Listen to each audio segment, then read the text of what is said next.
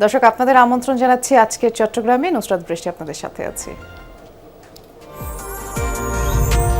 বাংলাদেশের প্রথম 5G AI inverter যুক্ত সর্বোচ্চ বিদ্যুৎ সাশ্রয়ী যমুনা এয়ার কন্ডিশনার। আমরা যাচ্ছি যশোরে, সেখানে ঈদগাহ ময়দানে জনসভায় বক্তব্য রাখছেন প্রধানমন্ত্রী তারেক রহমান। আমরা সরাসরি যাচ্ছি। জনগণের জন্য যে কাজ করলে জনগণ উপকৃত হবে সেই কাজগুলো বিএনপি করে এবং সেই অসমাপ্ত কাজগুলো বিএনপি আবার শুরু করেছে। প্রিয় ভাই বোনেরা, নির্বাচনের সময় এই যশোরে আমি এসেছিলাম। সেই সময় হয়তো আজকে যারা এই জনসভায় উপস্থিত আছেন সেদিন হয়তো অনেকেই সেই জনসভায় আপনারা উপস্থিত ছিলেন। সেই জনসভায় আমি বলেছিলাম যে বিএনপি যদি জনগণের ভোটে আল্লাহর রহমতে সরকার গঠনে সক্ষম হয় সেই 12 তারিখের নির্বাচনে, তাহলে বিএনপি জনগণের জন্য কতগুলো কাজ পরিকল্পনা গ্রহণ করেছে। কি সেগুলো ছিল এই যে জনসভার সামনে হাজারো মা বোনেরা বসে আছেন। আমরা বলেছিলাম এই মা বোনদেরকে অর্থনৈতিকভাবে স্বাবলম্বী করে গড়ে তুলতে চাই, কারণ বাংলাদেশের জনসংখ্যা হচ্ছে 20 কোটি এবং 20 কোটির জনসংখ্যার অর্ধেক হচ্ছে এই নারী সমাজ।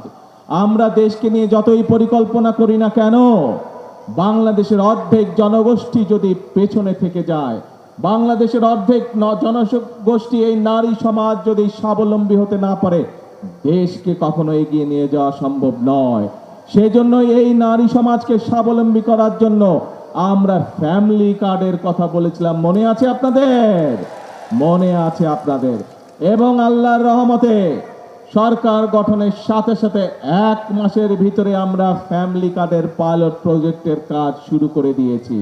প্রিয় ভাই বোনেরা, বাংলাদেশের কয়েক হাজার পরিবারের কাছে এরই ভিতরে ফ্যামিলি কার্ড পৌঁছে গিয়েছে। কয়েক হাজার মাদের কাছে এই ফ্যামিলি কার্ড পৌঁছে গিয়েছে। ইনশাআল্লাহ পর্যায়ক্রমিকভাবে ইনশাআল্লাহ এখন কয়েক হাজার মায়ের কাছে পৌঁছেছে। এই হাজার ইনশাআল্লাহ আস্তে আস্তে লক্ষে পৌঁছবে, কয়েক লক্ষের কাছে যাবে। ইনশাআল্লাহ কয়েক লক্ষ থেকে ইনশাআল্লাহ কোটিতে গিয়ে পৌঁছাবে সেই ফ্যামিলি কার্ড। প্রিয় ভাই বোনেরা, আপনাদের মনে আছে দেশনেত্রী খালেদা জিয়া 91 থেকে 96 সাল যখন দেশ পরিচালনার দায়িত্বে ছিলেন, সেই সময় তিনি এই মা বোনদেরকে শিক্ষিত করার জন্য, মা বোনরা যাতে শিক্ষার আলো থেকে বঞ্চিত না হয়, উনি মেয়েদের শিক্ষা ব্যবস্থা ম্যাট্রিক পর্যন্ত ফ্রি করে দিয়েছিলেন বিনামূল্যে। পরবর্তীতে যখন দেশনেত্রী খালেদা জিয়া আবার 2001 থেকে 2006 পর্যন্ত দেশ পরিচালনার সুযোগ পেয়েছিলেন, তখন সেই মেয়েদের শিক্ষা ব্যবস্থা বিনামূল্যে উনি ইন্টারমিডিয়েট করে দিয়েছিলেন। আমি একটু আগেই বলেছি, বিএনপি শহীদ জিয়ার দল, বিএনপি দেশনেত্রী খালেদা জিয়ার দল। এই বিএনপি এখন বর্তমানে সরকার পরিচালনা করছে এবং বিএনপি শহীদ জিয়া এবং খালেদা জিয়ার অসমাপ্ত কাজ পূরণ করতে চাই। সেজন্যই আমরা সিদ্ধান্ত নিয়েছি ইনশাআল্লাহ মেয়েদের শিক্ষা ব্যবস্থা স্নাতক এবং ডিগ্রি পর্যন্ত আমরা ফ্রি করব আবার, যাতে করে মেয়েরা আরো উচ্চ শিক্ষা লাভ করতে পারে এই দেশের মেয়েরা। এবং শুধু তাই নয়, যে সকল মেয়েরা ভালো রেজাল্ট করতে পারবে তাদেরকে আমরা সরকার থেকে ইনশাআল্লাহ উপবৃত্তির ব্যবস্থাও করব। প্রিয় ভাই বোনেরা, আমাদের মায়েরা বোনেরা প্রতিদিন একটি কষ্টের সম্মুখীন হতে হয়, প্রতিদিন একটি যুদ্ধ তাদেরকে করতে হয়। ঘরে পরিবারের সকলের আহারের ব্যবস্থা করার সময় তাদেরকে রান্নার ব্যবস্থা করতে হয়। এই রান্নার ব্যবস্থা করার সময় যে চুলা জ্বালাতে হয়, তার জন্য গ্যাস বা খড়ি যেটাই ব্যবহার করুক, এটি একটি সমস্যার কারণ। আমরা গত 2 দিন আগে পরিকল্পনা গ্রহণ করেছি, ইনশাআল্লাহ মায়েদের হাতে আমরা যেরকম ফ্যামিলি কার্ড পৌঁছে দিয়েছি, ঠিক একইভাবে সারা বাংলাদেশে যারা ফ্যামিলি কার্ড যাদেরকে দিব, ঠিক সেই মাদের কাছে আমরা আরেকটি কার্ড দিব। সেই কার্ডটি হচ্ছে এলপিজি কার্ড, যাতে করে তাদেরকে আর রান্নার কষ্ট পোহাতে না হয়, যাতে করে পরিবারের খাবার দাবার রান্না বান্না করার সময় দুশ্চিন্তায় পড়তে না হয়। ধীরে ধীরে ইনশাআল্লাহ আমরা সেই ব্যবস্থাও মাদের জন্য করব। প্রিয় ভাই বোনেরা, এই যে কাজগুলো আমি আপনাদের সামনে তুলে ধরলাম, এই কাজগুলো কাদের জন্য? এই কাজগুলো তো এই দেশের জনগণের জন্যই, তাই নয় কে? তাই এবার আসেন প্রিয় ভাই বোনেরা, আমরা নির্বাচনের আগে বলেছিলাম আমরা নির্বাচনের আগে বলেছিলাম যে বাংলাদেশে মসজিদগুলোর কথাই বলুন, মাদ্রাসা কথা বলুন বা অন্য ধর্মের যেসব উপাসনালয় আছে, সেখানে যে সকল ব্যক্তিবর্গ আছেন, ধর্মীয় গুরু বা মসজিদের ইমাম বা খতিব বা মুয়াজ্জিম সাহেব যারা আছেন, তাদের জন্য আমরা বলেছিলাম এই মানুষগুলো অনেকেই আছেন মানবতর জীবন যাপন করেন। আমরা বলেছিলাম আমরা সরকার গঠনে সক্ষম হলে আমরা এই মানুষগুলোর জন্য সম্মানের ব্যবস্থা করব। আমরা ছিলাম যশোরের ঈদগাহ মাঠের জনসভায় প্রধানমন্ত্রী তারেক রহমান বক্তব্য রাখছেন, সরাসরি শুনছিলেন আপনারা। একের পর এক হত্যাকাণ্ডে অশান্ত রাউজান। 2 দিনের ব্যবধানে খুন হয়েছে যুবদলের আরেক কর্মী। পরিবারের দাবি এটি পরিকল্পিত খুন। আর এ নিয়ে চট্টগ্রামের রাউজানে 21 মাসে 23টি হত্যাকাণ্ড ঘটল। একই রাতে সাতকানিয়ায় খুন হয়েছেন ওয়ার্ড জামায়াতের এক নেতা।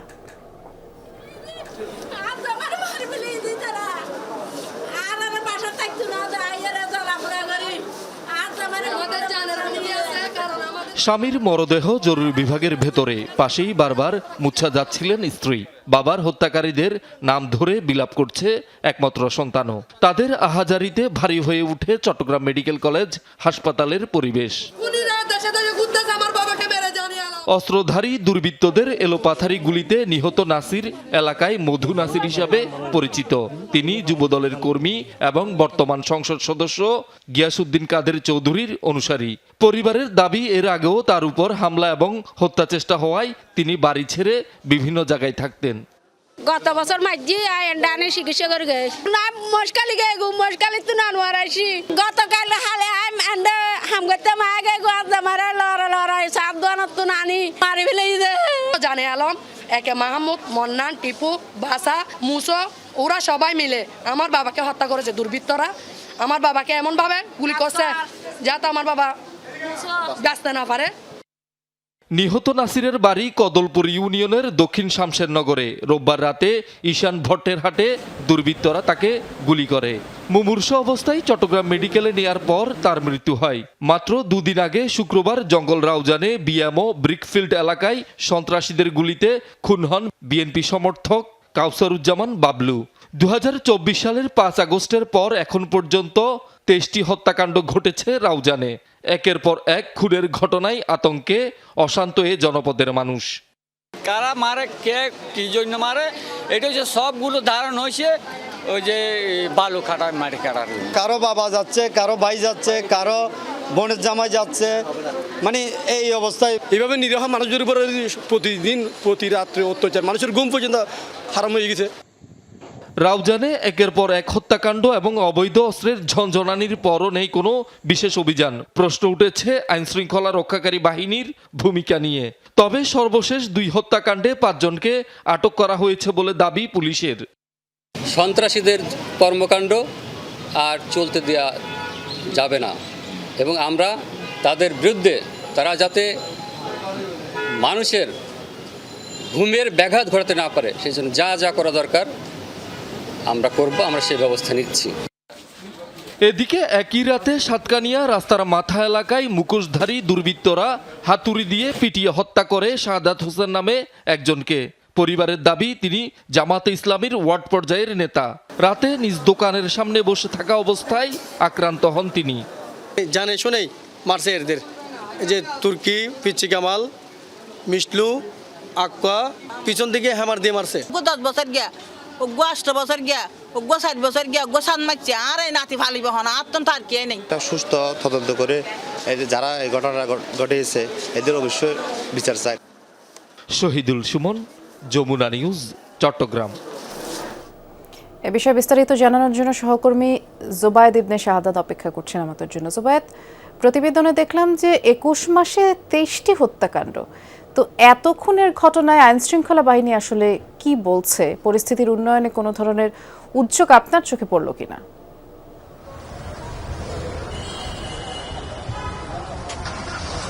বৃষ্টি, 23টি যে হত্যাকাণ্ডের ঘটনার কথা বললেন সে 23টির মধ্যে 18টি রাজনীতিক এবং এছাড়াও ব্যবসায়িক বিরোধ, বালির মহল দখল এরকম কিছু বিষয়ও আছে। মূলত রাউজানে দুটি রাজনৈতিক দলের যারা নেতা আছেন তাদের অনুসারীদের মধ্যে বেশ কিছু সংঘাত সহিংসতার ঘটনা আমরা দেখি, যার জেরে এই হত্যাকাণ্ডগুলো হয়ে থাকে।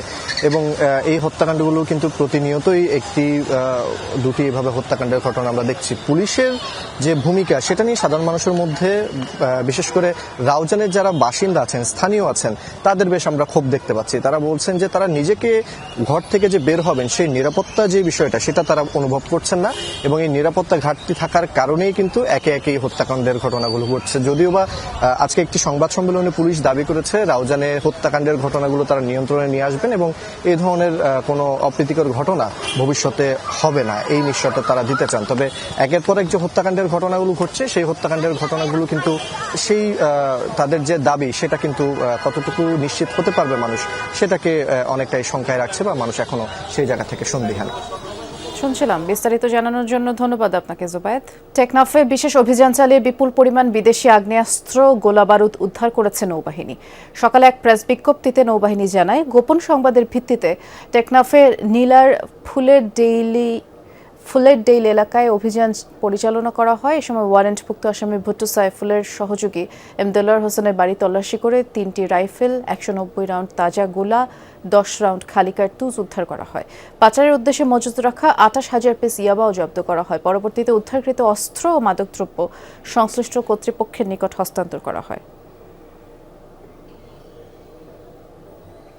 চট্টগ্রামের হাটহাজারীতে অভিযান চালিয়ে অস্ত্রগুলি উদ্ধার করেছে পুলিশ। এ ঘটনায় জড়িত থাকার অভিযোগে ওসমান গনি নামে একজনকে গ্রেফতার করা হয়েছে। দুপুরে সংবাদ সম্মেলনে পুলিশ সুপার নাজির আহমেদ খান জানিয়েছেন, রোববার দুপুরে হাটহাজারীর চিকনদন্ডি ইউনিয়নের একটি 5তলা ভবনে অভিযান চালানো হয়। এ সময় অস্ত্রগুলি সহ ওসমান গনি নামে একজনকে আটক করা হয়। প্রাথমিক জিজ্ঞাসাবাদে অবৈধ অস্ত্র ব্যবসা ও সন্ত্রাসী কার্যক্রমে ওসমান গনি জড়িত থাকার তথ্য পাওয়া গেছে। গ্রেফতার ওসমান গনির বিরুদ্ধে বিভিন্ন থানায় 18টি মামলা রয়েছে।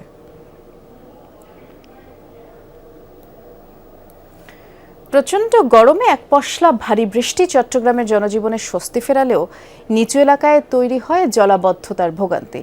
সড়কে পানি জমায় ব্যাহত হয় চলাচল, বিকল হয় অনেক যানবাহন। বছরের পর বছর এমন দুর্ভোগে ক্ষুব্ধ ভুক্তভোগী নগরবাসী। প্রকল্পের কাজ পুরোপুরি শেষ হলে সুফল মিলবে বলছেন সিটি মেয়র। সকালে ঘণ্টাখানেকের বৃষ্টিতে এভাবেই তলিয়ে যায় বন্দরনগরীর আগ্রাবাদ বাণিজ্যিক এলাকা। গ্রীষ্মের কাঠ ফাটা রোদে গত কয়েকদিন ধরে অতিষ্ঠ জনজীবনে বৃষ্টি কিছুটা স্বস্তি ফেরালেও জলাবদ্ধতার কারণে বাড়ে ভোগান্তি। আগ্রাবাদ বাণিজ্যিক এলাকা, এই বাণিজ্যিক এলাকায় নিয়মিত ড্রেন পরিষ্কারের কোনো উদ্যোগ নাই। ময়লাগুলো ভালো করে ওয়াশ করতেছে না এরা, সিটি কর্পোরেশন এরা ভালো করে ওয়াশ করলে এগুলো খেলে এখানে থাকতো নাকি? ওগুলো ময়লা ওয়াশ না করার কারণে তো এগুলো পানিগুলো হচ্ছে। এখন তো অবস্থা বেশি খারাপ। মাঝখান দিয়ে গত বছরও তাও আমি আসার সময় দিকে পড়ে গেছিলাম। চলতি মৌসুমে প্রথম ভারী বর্ষণে পানির নিচে তলিয়ে যায় বন্দরনগরীর বেশিরভাগ নিচু এলাকা। অনেক স্থানে সড়ক ডুবে যাওয়ায় ভোগান্তিতে পড়েন কর্মজীবী মানুষ। প্রায় আরও সময় না বা মাজা সময় না পানি থাকে, তো আমাদের অনেক আর কি কষ্ট হয় অফিসে আসার জন্য। একটু অল্প বৃষ্টিতে পানি উঠে যায়, এখানে হাঁটু সমান পানি উঠে যায়। যেমন কি এখান থেকে এখানে আসতে একটা রিক্সা নিয়ে আসতে হয়। সকালবেলা ওদের অফিসে আসতেছি, অফিসে আসার সময় দেখা গেছে যে পানি সব ভিজে গেছে।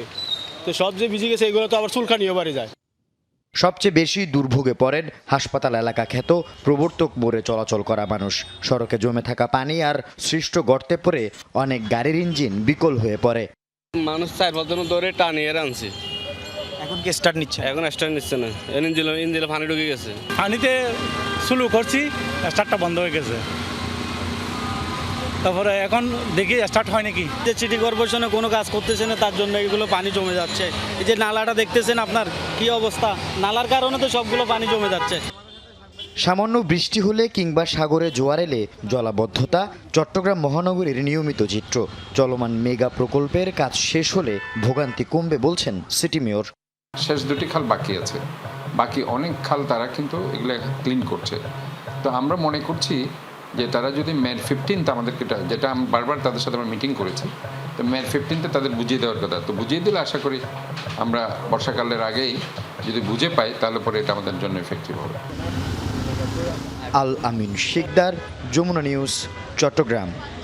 গ্যাস ও জ্বালানি সংকটে বৃহত্তর চট্টগ্রাম অঞ্চলের ২৪টি বিদ্যুৎ কেন্দ্রের মধ্যে ৫টি বন্ধ, আর বাকিগুলোর উৎপাদনও অর্ধেকে নেমেছে। জাতীয় গ্রিড থেকেও সরবরাহ কমায় চট্টগ্রামে প্রতিদিন গড় লোডশেডিং ১৭০ মেগাওয়াট ছাড়িয়েছে। প্রচণ্ড গরমে বিদ্যুৎ না থাকায় জনভোগান্তি চরমে।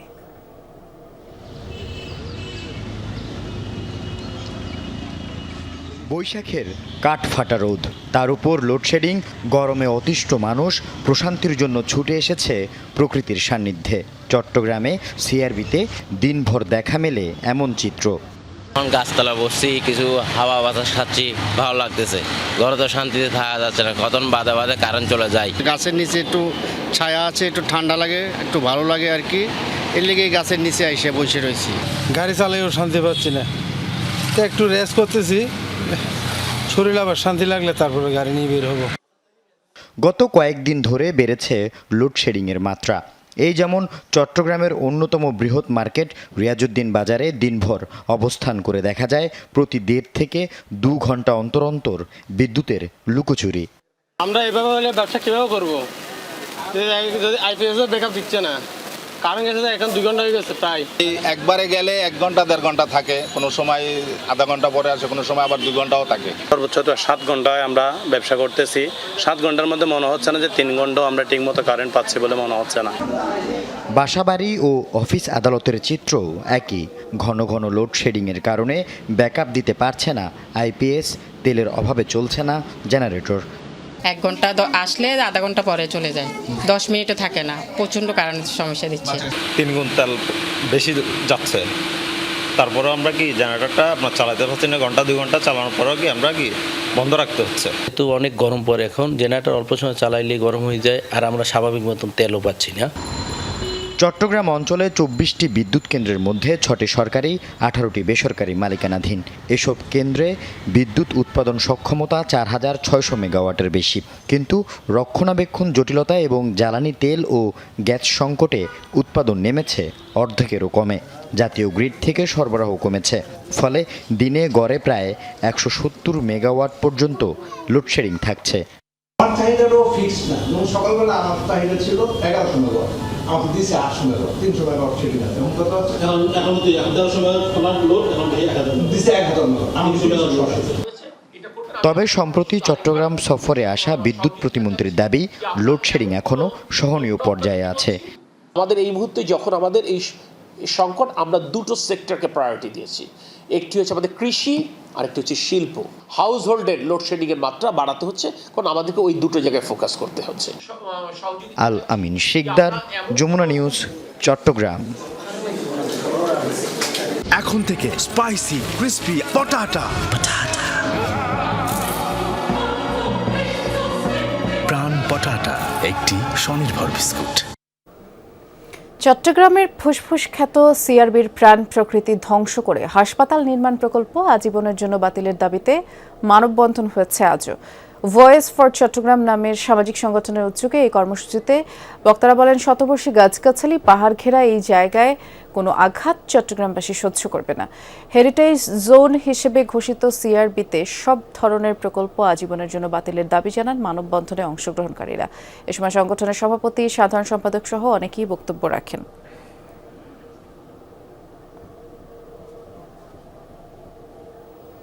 আর এ ছিল আজকের চট্টগ্রামের আয়োজনে। সাথে থাকার জন্য ধন্যবাদ সবাইকে।